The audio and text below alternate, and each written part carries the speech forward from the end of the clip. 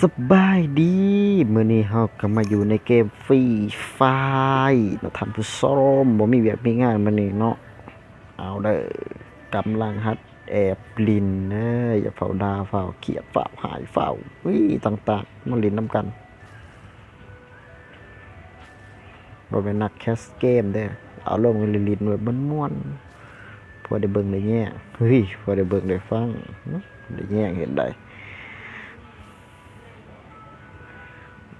ตอนนี้หากเก็บปืนมาได้โอ้น่าจะดีเนาะถ้าจะมีกระเป๋าตอนนี้เขายังสอดหากระเป๋าโอ้เจอแล้วกระเป๋าโอ้มีสโคปนี่บักได้เห็นแล้วไล่จวดนี่ยังบ่ตาย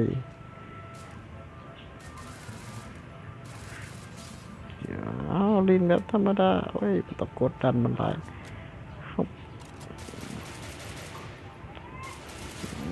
คนจริงต้องซ้ำ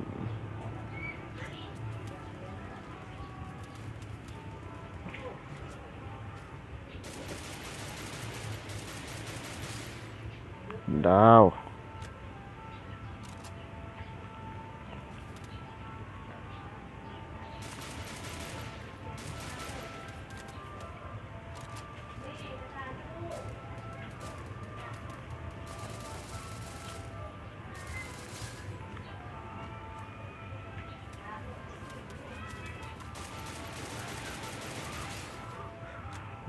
ไป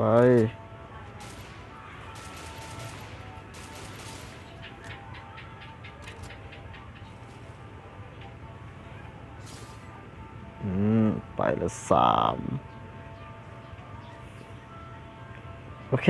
ต้นเกมเห็ดแบบวัง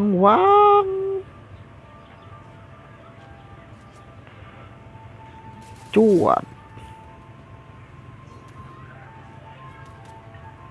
ยิงไปแล้วยิงไปอยากวัดว่าฮะจวดโอ้โหจวดหลายเบิดฮะตอนนี้เราก็เก็บไปหาสหายกาบินต้องใจเย็นนะเพราะห้องเราท่าน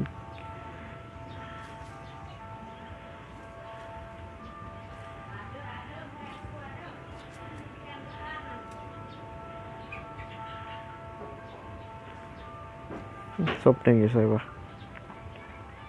เป็นเอามาผึกเอามาผ่าไพ่วะหลักเก็บไป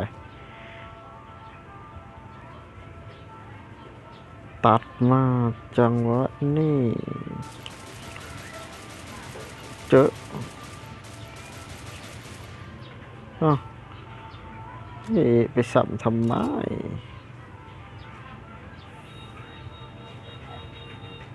ก็มันจะตายอยู่แล้วมันยังไปสับมันเอกไปสับเติมเผ็ดย่างทีมนี้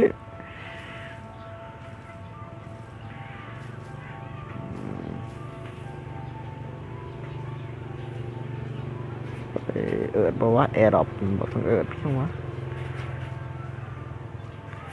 ตอนนี้คนก็เรือ28 คนนะพังก็มี24เนาะเพราะเขายังครบพอทันมีใครตายเฮ้ย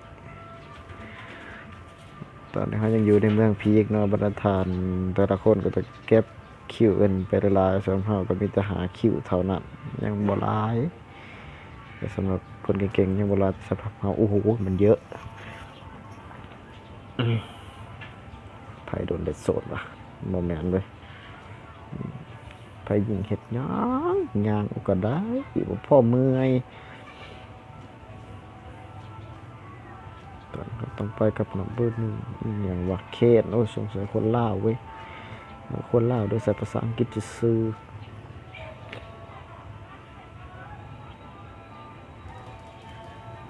ตัดมา อ้าวซ้ำให้เพื่อน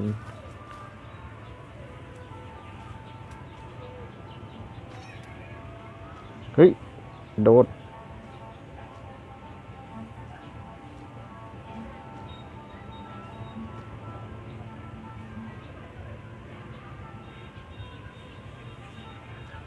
วิชามันอยู่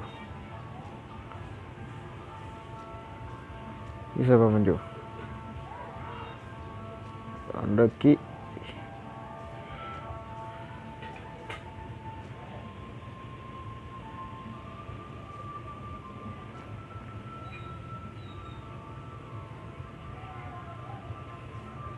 ตอนนี้เราก็จะนำมุ่งหน้าไปเขตมิยาซากิเขตบิมาซากิเนี่ย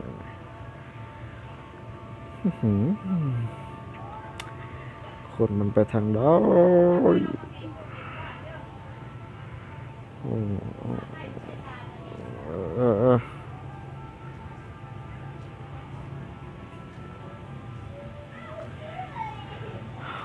้จะปบปึงว่าจะมีคนหรือเปล่าฝ่าแม่ออกมาแม่กูฝ่าตายตอนนี้ก็จะไปฝ่าไปปีงปูปีงป้าหาโอ้ยเจอแล้วนี่ว่าบักใดบักใด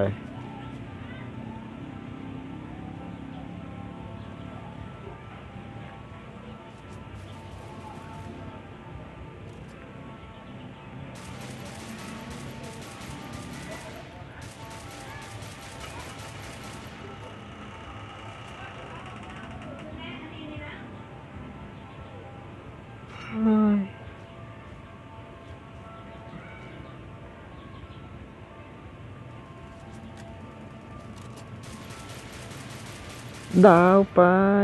คนจริงต้องซ้ำ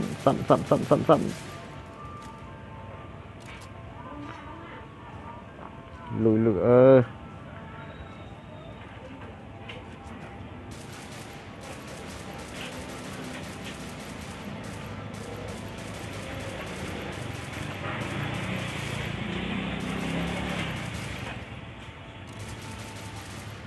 เก็บไป38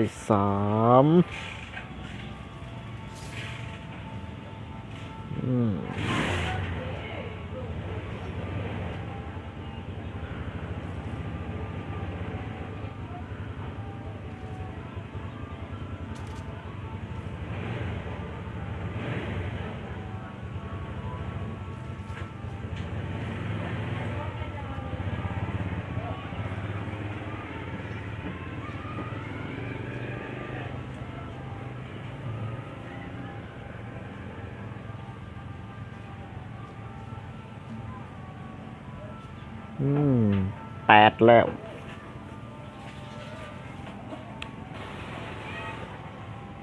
ตัดภาพมากจังหวะนี้ก็อยู่ในจะขึ้นเมืองพีกแล้วคนนำหนาเว้ยตอนนี้เขาก็เก็บไป8 คนก็ถือโอ้หลายไผว่าจริง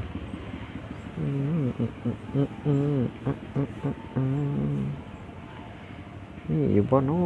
คนน้ออยู่ไสน้อโอ้มีเกาะไว้วิตลายวิคนนี้น่าจะของดี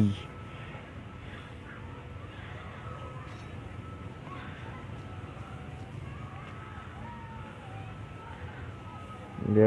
วเขาจะไปหาพวกดินแอร์ดับกันเป็นหลักเก็บของเขาที่นี่อยู่บอกว่ามันต้องมีคนมาหาอยู่นี่มันจะมีคนหาตัวนี้คือการวางแผนอย่างหนึ่งบ่แม่นเพียงการเก็บธรรมดาเป็นการวางแผน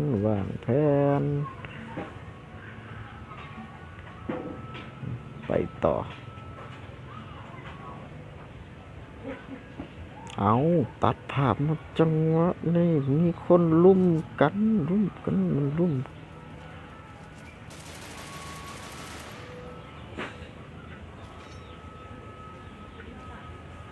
สงสัยเกี่ยงเว้ย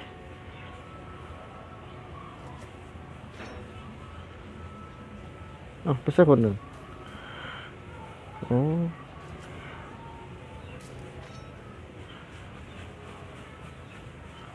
มันจะตายไว้บ้านผมปะเหลือ7 คนโอ้ยเก็บไปก่อนนะก่อนนะมันได้เป็นพระเอกได้งานนี่อุ้ยเจอแล้ว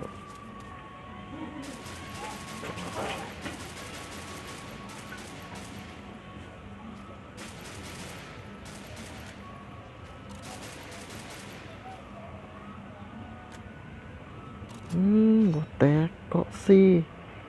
ต้องตามบ่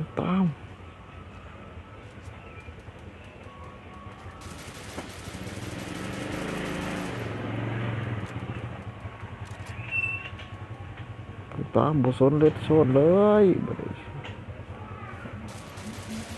มับเข้าให้ไปหลบเลดโซนก่อนอืมันอยู่ซ้าย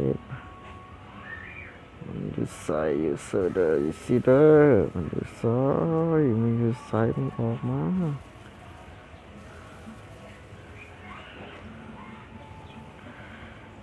เอาเลยครับเป็น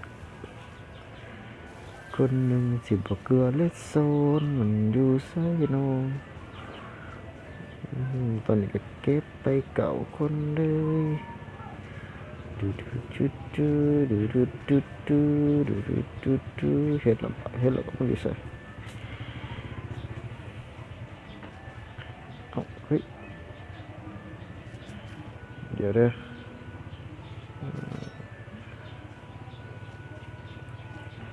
มันต้องอยู่บ่อไก่ยังผู้เดียวเนาะคนเดียวอ้าวมันตายวงเสย